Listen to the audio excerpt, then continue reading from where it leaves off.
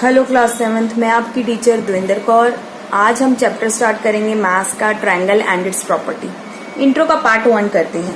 Intro के part 1 में है कि हम पहले देखेंगे ट्रायंगल। हम कर चुके हैं, छोटी क्लासेस से हम पढ़ते आ रहे हैं व्हाट इज ट्रायंगल, ट्रायंगल कैसा है। ठीक है, तो ट्रायंगल हमें पता है 3 साइड्स होती हैं ट्रायंगल की। ठीक, ए, बी और सी 3 साइड्स हैं ट्रायंगल की। 3 ही साइड्स होती हैं। ठीक है, 3 साइड्स होती हैं, जैसे ए बी सी और सी ए। ठीक, पहले मैं आपको ये बता दूं, ये सारा इंट्रो पार्ट आप अपनी स्कूल रजिस्टर में प्रॉपर तरीके से ढंग से करोगे। फिगर्स आप जो है पेंसिल से बनाओगे, पेन से फिगर नहीं बनानी, नॉट वैलिड, एग्जाम्स के लिए नॉट वैलिड होती हैं। हमेशा फिगर जो होती है मैथ्स में हम पेंसिल से ही ड्रॉ करते हैं। ठीक है, ट्रायंगल की 3 साइड्स होती हैं, ए बी सी और सी ए। ट्रायंगल के 3 ही एंगल्स होते हैं, angle A, angle B, angle C. Angle A, angle B, angle C. Triangle के 3 ही वर्टेक्स होते हैं। ठीक है, वर्टेक्स मीन्स कॉर्नर्स, जहां पे 2 लाइन ज्वाइन करती है। ये पॉइंट जो है हमारा वर्टेक्स होता है। तो आप देख सकते हो, ये ए जो है हमारा वर्टेक्स है, इधर से बी हमारा वर्टेक्स है और इधर से हमारा सी वर्टेक्स हो जाएगा। तो वर्टेक्स हमारा ए, बी और सी, 3 ही साइड, 3 ही एंगल्स और 3 ही वर्टेक्स। ये तो हो गया ट्रायंगल का इंट्रो। ठीक है, इसके बाद टाइप्स ऑफ ट्रायंगल में आते हैं। टाइप्स ऑफ ट्रायंगल जो होता है, ट्रायंगल का सिंबल ट्रायंगल। तो टाइप्स ऑफ ट्रायंगल में 2 तरह से टाइप्स होते हैं। एक तो बेस्ड ऑन साइड्स, ठीक है, एक होता है बेस्ड ऑन एंगल्स। अब इसके टाइप्स देखो, ये हम पढ़ते आ रहे हैं, 6 में भी आपने पढ़ा है। First scale and triangle, second isosceles triangle, CELES, और थर्ड है equilateral triangle. Clear? Based on angles, angle के बेस पे अब हम देख लेते हैं। फर्स्ट है acute, ACUTE, acute angled triangle. Second है राइट एंगल्ड ट्रायंगल। थर्ड है ऑब्ट्यूज एंगल्ड ट्रायंगल। अब हम इसके बारे में डिटेल में पढ़ते हैं, टाइप्स ऑफ ट्रायंगल के बारे में। पहला है स्केल एंड ट्रायंगल, साइड के बेसिस पे। अब इसकी कैसे पहचान करेंगे आप? एक ट्रायंगल है, फिगर सारी आप पेंसिल से बनाएंगे, स्केल एंड पेंसिल से। स्केल एंड ट्रायंगल में क्या होता है, ऑल साइड्स का जो मेजरमेंट होता है, सारी साइड्स का जो मेजरमेंट होता है वो अलग अलग होता है। ठीक है, all sides measurement with different values, अलग अलग वैल्यूज होगी। For example 5 centimetre, 3 centimetre, 6 centimetre, तो कोई भी सेम नहीं है, तो ये स्केल एंड ट्रायंगल हो जाएगा। आइसोलेस ट्रायंगल वो होता है एनी 2 साइड्स आर इक्वल, कोई 2 साइड्स जो होंगी इक्वल होंगी। तो एनी 2 साइड्स आर इक्वल, कोई भी 2 साइड्स इक्वल हो जाएंगी, जैसे 2 सेंटीमीटर, 2 सेंटीमीटर और 5 सेंटीमीटर। तो जब कोई भी ट्रायंगल की 2 साइड्स कोई भी इक्वल हो जाएगी तो वो आपका आइसोलेस ट्रायंगल हो जाएगा। इक्विलेटरल में इक्वी का मतलब तो आपको पता है, इक्वी का मतलब इक्वल। तो सारी साइड्स क्या हो जाएंगी, इक्वल होंगी, ऑल साइड्स इक्वल।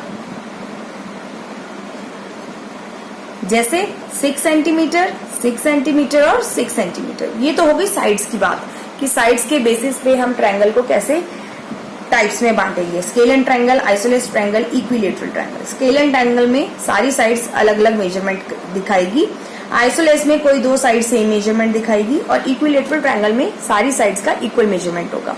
अब चलते हैं एक्यूट एंगल। एक्यूट एंगल कौन से होते हैं हमारे, पहले आप ये देखो, एक्यूट एंगल होते हैं हमारे लेस देन 90 डिग्री, ठीक है।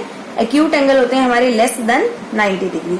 अब इस एक्यूट एंगल ट्रायंगल मतलब इसके जो एंगल्स, इसमें एंगल्स की बात होगी क्योंकि बेस्ड ऑन एंगल्स, तो एंगल्स जो होंगे each angle less than 90 degree. Acute angle में each angle less than 90 degree, ठीक है। 60, 30, 40 कुछ भी हो सकता है, लेकिन 90 से ऊपर नहीं होगा, ठीक है। 90 डिग्री जो है राइट एंगल कौन सा डिग्री देता है हमें, सिर्फ 90 डिग्री।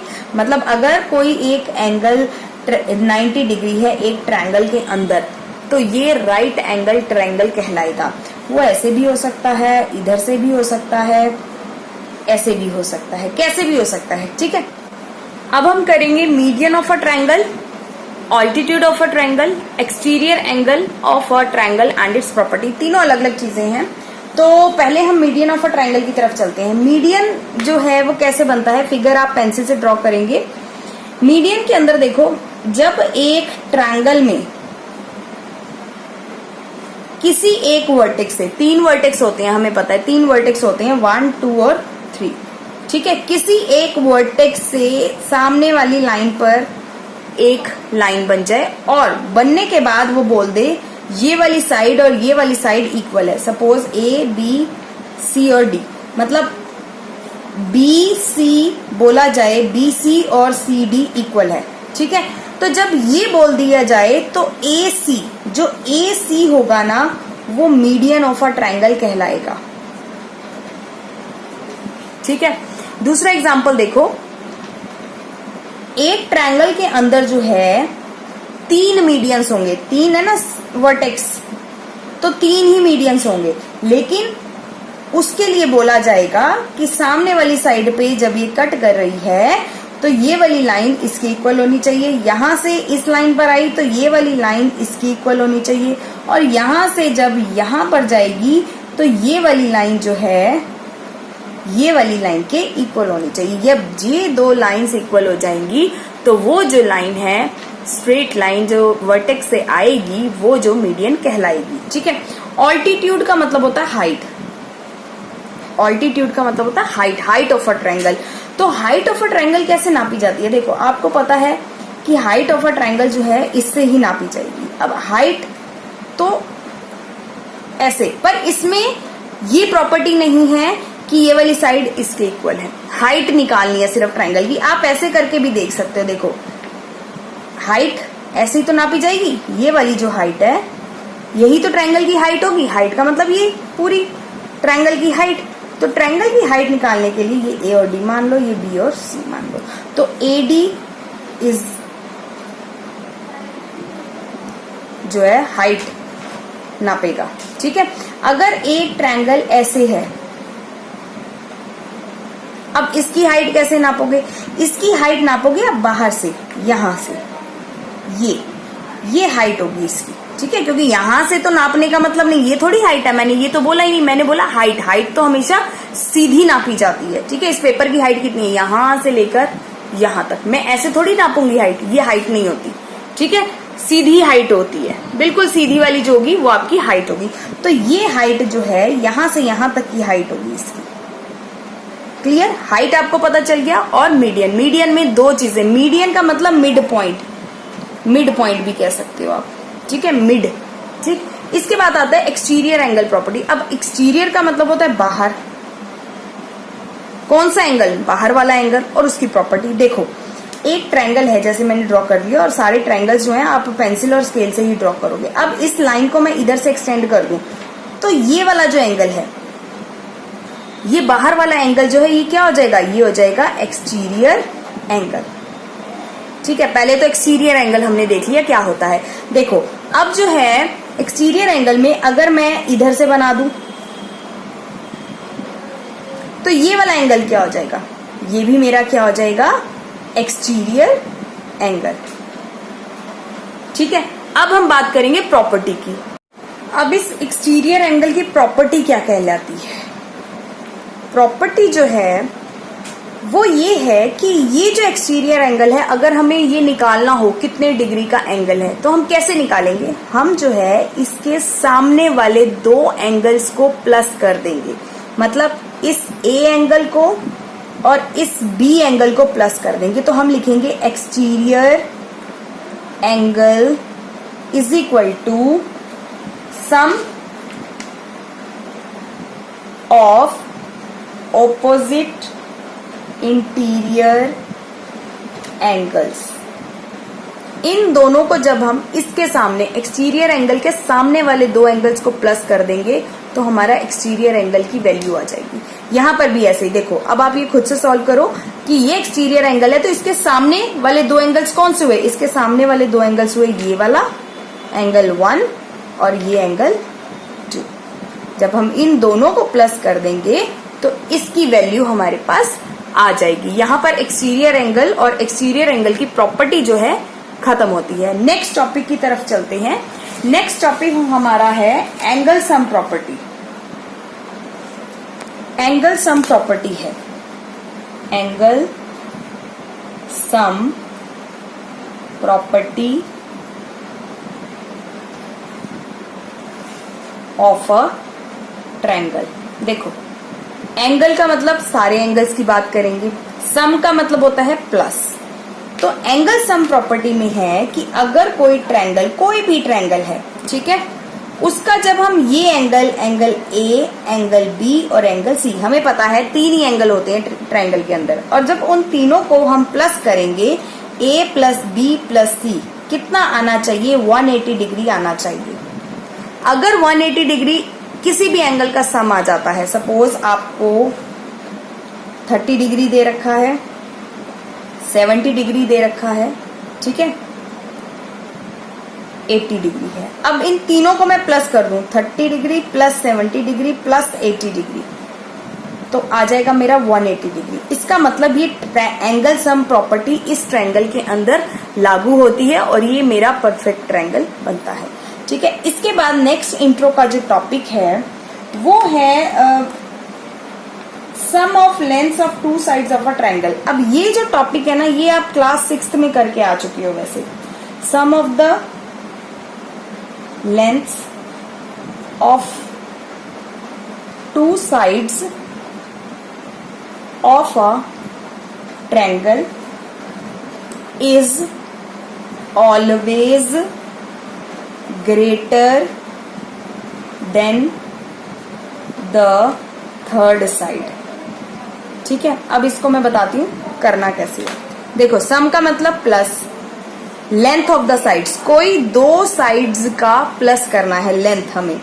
सपोज करो ये ए बी सी है ट्रायंगल की साइड, और इसमें 3 सेंटीमीटर, 5 सेंटीमीटर और 2 सेंटीमीटर दे रखा है। ठीक है, अब हमें बताना है, वो कह रहा है is always greater than the third side. मतलब कोई दो साइड्स को मैं प्लस करूंगी ना तो वो हमेशा तीसरी साइड से बड़ी आएगी। जैसे A B plus B C, तो ए बी कितना है मेरा 3 सेंटीमीटर प्लस बी और सी कितना है, अच्छा यहां पर कर दो 8 centimetre, 8 centimetre.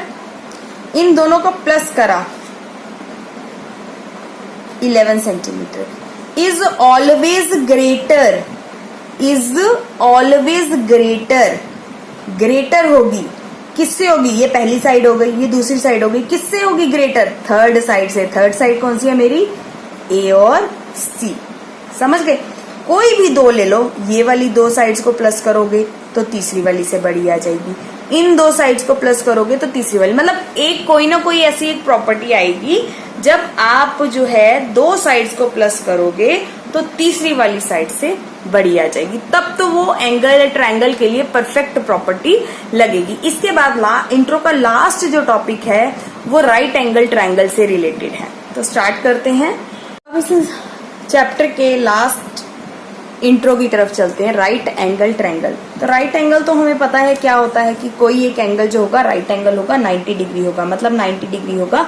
Any one angle. तो एक राइट एंगल मैं ड्रॉ कर लेती हूँ, आप जो है इसको ड्रॉ करोगे पेंसिल और स्केल के साथ। ठीक है, एक राइट एंगल ड्रॉ कर लिया मैंने, ये 90 डिग्री का मेरा राइट एंगल है।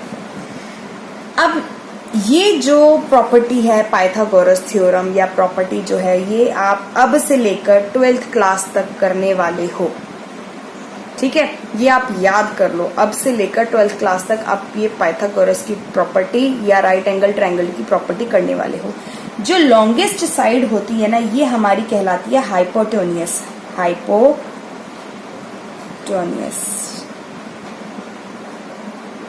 जिसपे ये 90 डिग्री बन रहा है वो बेस होती है,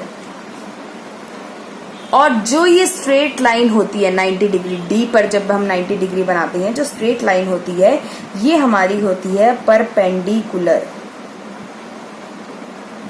अब इन सब की साइड्स दी होती हैं हमें। ठीक है, इन सब की ना साइड्स दी होंगी हमें, और कोई एक साइड जो है इसकी मिस होगी। ठीक है, तो जैसे सपोज करो इसकी 3 सेंटीमीटर दे रखी है, सॉरी इसकी आप साइड निकालोगे, इसकी 4 सेंटीमीटर दे रखी है और इसकी 3 सेंटीमीटर दे रखी है। ठीक है, और ये आपको निकालना है, तो इसका नाम दे देते हैं ए, बी और सी। अब इसका एक जो फॉर्मूला है वो सीधा सीधा है, हाइपोटेन्यूस का स्क्वायर, हाइपोटेन्यूस की जो भी साइड होगी इसका square is equal to base का स्क्वायर प्लस परपेंडिकुलर का स्क्वायर। ये फॉर्मूला आप याद करो इस राइट, और ये लगेगा सिर्फ राइट एंगल ट्रायंगल में बस।